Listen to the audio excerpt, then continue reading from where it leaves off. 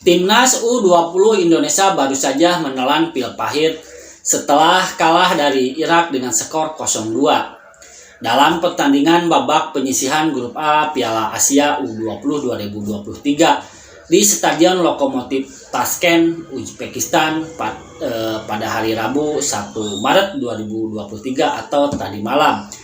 Hasil ini tentu saja sangat mengecewakan karena Irak hanya bermain dengan 10 pemain sejak menit ke-45 setelah Gabriel Samun mendapatkan kartu merah dari wasit. Ketidakmampuan tim asuhan Coach Sintayong mengalahkan 10 pemain Irak jadi bulan-bulanan netizen di media sosial. Sebagian netizen mempertanyakan training camp jangka panjang yang sudah dilakoni Timnas Indonesia U20 tak ada gunanya.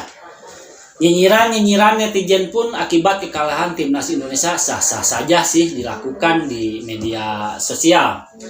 Karena setiap netizen punya pandangan dari sudut mereka masing-masing. Apa yang dipermasalahkan netizen dari training camp jangka panjang Timnas Indonesia U20 sebelum keberangkatannya menuju ke Uzbekistan?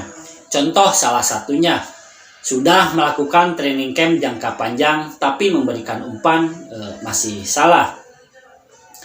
Dengan segala polemik yang ada selama persiapan training camp Indonesia U20 jelang Piala Asia U20, apakah perlu training camp jangka panjang Timnas Indonesia U20 dibubarkan saja?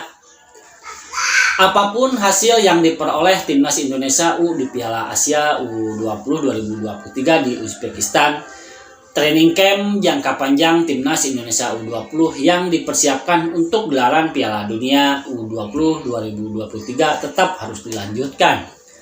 Sejak tahun 94 hingga saat ini saya mengikuti perkembangan Timnas Indonesia dari semua kelompok umur. Timnas Indonesia selalu melakukan training camp jangka panjang jelang mengikuti sebuah turnamen resmi, terutama untuk kelompok umur usia 17 sampai usia 23. Meskipun hasil yang didapatkan tidak menggembirakan, karena sejak tahun 94 sampai 2023 belum ada gelar mayor yang diraih oleh Timnas Indonesia.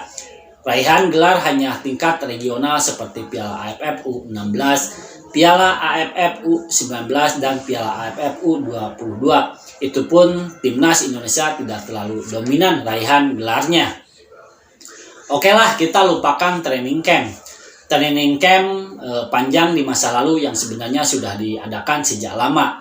Kita fokuskan pembahasan soal training camp jangka panjang yang dilakukan STY jelang Piala Asia U20 dan jelang Piala Dunia U20.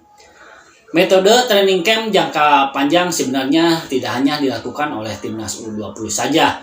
Negara-negara di luar negeri juga menerapkan pola yang sama.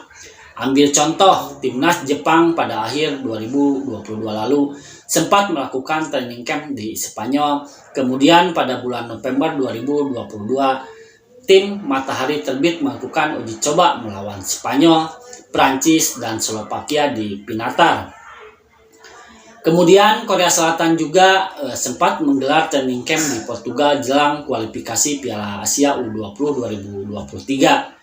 Tidak hanya melakukan training camp di Portugal, tetapi tim negeri Ginseng juga melakukan beberapa laga uji coba di sana.